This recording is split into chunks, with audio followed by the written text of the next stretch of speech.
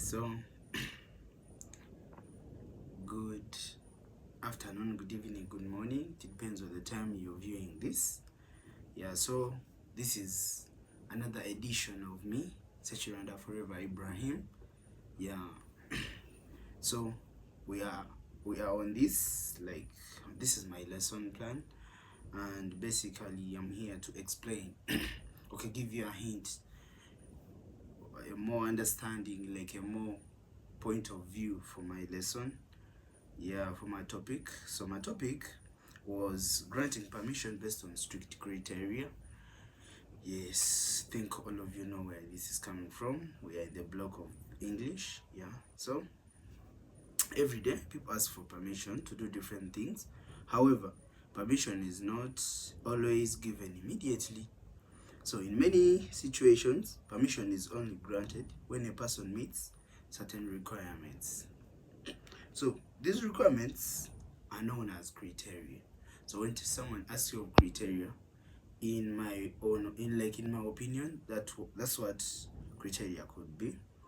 So granting permission based on strict criteria means allowing someone to do something only after they have fulfilled specific conditions. So the criteria act as guidelines that help people make fair and responsible decisions.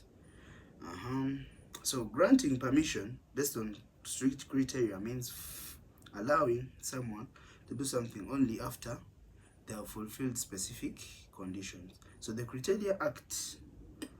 Okay, anyway, for example, at school, a student may only be allowed to sit for examinations if they have attended enough classes.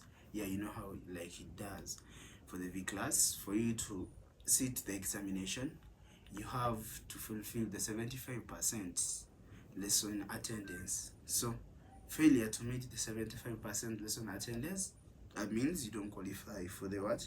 So that's our criteria we go through to attend the examination or the final examination. So another example is obtaining a driving license. Like a driving license, a person must pass both the theory and practical driving tests before they are allowed to drive legally. If they have